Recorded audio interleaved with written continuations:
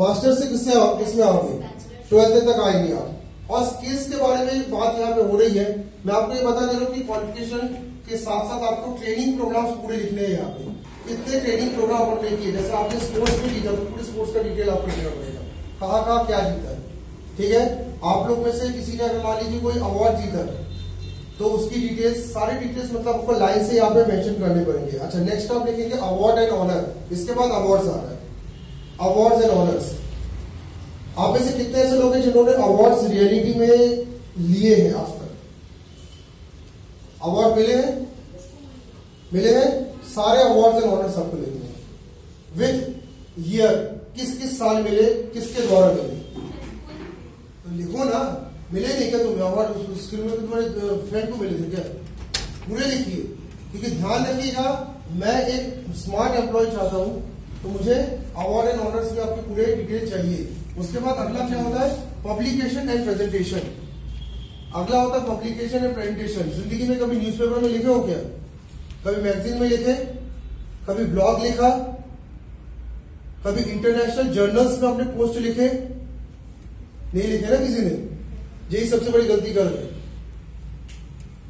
आपके उम्र में बाहर हैदराबाद में 7 से 8 बार लिख चुका होगा इंटरनेशनल जर्नल में, हर हफ्ते पेपर में आता होगा उसका इंफॉर्मेशन। कुछ नहीं है तो आप दैनिक भास्कर में लिखिए, थोड़ा पैसे लगेंगे लेकिन लिखिए ना, उसका काफी वेट पड़ता है।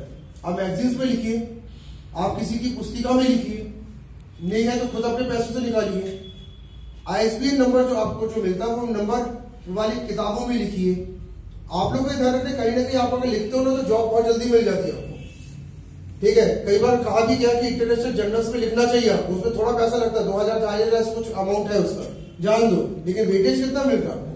तो जितने पब्लिकेशन पेपर है सब लिखिएगा। नेक्स्ट आप लिखिएगा ग्रांट एंड स्कॉलरशिप। आपको कितने ग्रांट और स्कॉलरशिप मिले हैं?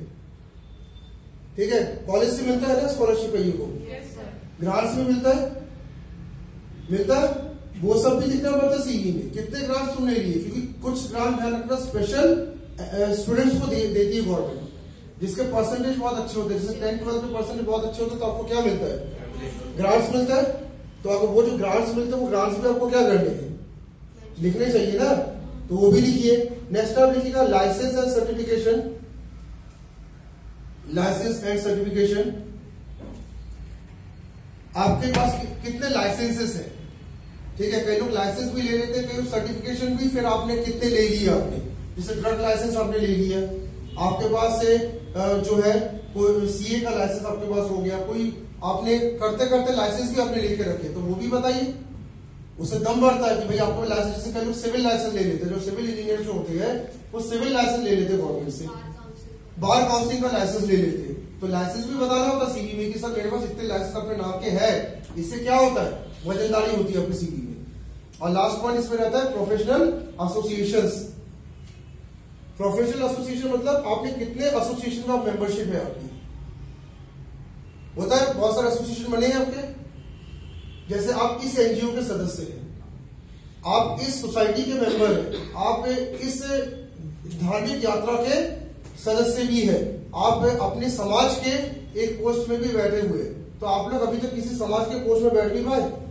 कहीं सेक्रेटरी हो, कहीं प्रेसिडेंट हो, वाइस प्रेसिडेंट हो, ट्रेजरर हो, या आप लोग ने आपस में एक समिति बनाई कि महाकाली समिति बना ली। ठीक है, या आपने क्या कहते हैं कि रमजान के लिए एक समिति हमने बना ली। करते हैं ये चीज, आप लोग को बहुत हंसी मजाक लग रही होगी, लेकिन समिति के जो मेंबर्स होते हैं ना उनको जॉब ज्यादा जल्दी मिलती है, क्योंकि आप एक्टिव हो ना कहीं ना कहीं, किसी NGO में आप जुड़े हो, NGO के साथ आप काम करते रहते हो, तो आपके तो पूरा CV खाली है इस मामले में, किसी के साथ जुड़े ही नहीं हो। तो ये आपको ध्यान रखना कि प्रोफेशनल एसोसिएशन बताने पड़ते हैं कि हम इसी सदस्य एलिमेंट्स के सदस्य है। ठीक है, कई लोग बच्चे भी, आपको उम्र के बहुत सारे बच्चे कई बोर्ड्स में सदस्य बने रहते हैं, उनको सैलरी नहीं मिलती, वो वेटेज बन जाते हैं। कई लोग NGO में भी काम करते रहते हैं, आप देखते हैं, कुछ नहीं तो किसी NGO में जाके गरीबों का चादर कंबल बांट रहे हैं और लिखते भी रिज्यूम CV में है कि हम इस NGO के मेंबर हैं। कोविड वॉलंटियर में भी अभी जो कई लोग कोविड वॉलंटियर बने थे वो भी रिज्यूम में ताकत देता था कि अपने कोविड में वॉलंटियर किया आपने 2 साल, आपके पास सर्टिफिकेट भी इसका है। ठीक है, या फिर अपना जैसे दुर्गा पूजा होता है या कोई अपना चर्च में कार्यक्रम हो रहा है, आपके मुस्लिम धर्म में कार्यक्रम हो रहा है, वहां भी आपको सदस्य बने ना वहां पे, उसका भी आप सीवी में शो ऑफ करें। तो ये आपके मैंने क्रोनोलॉजी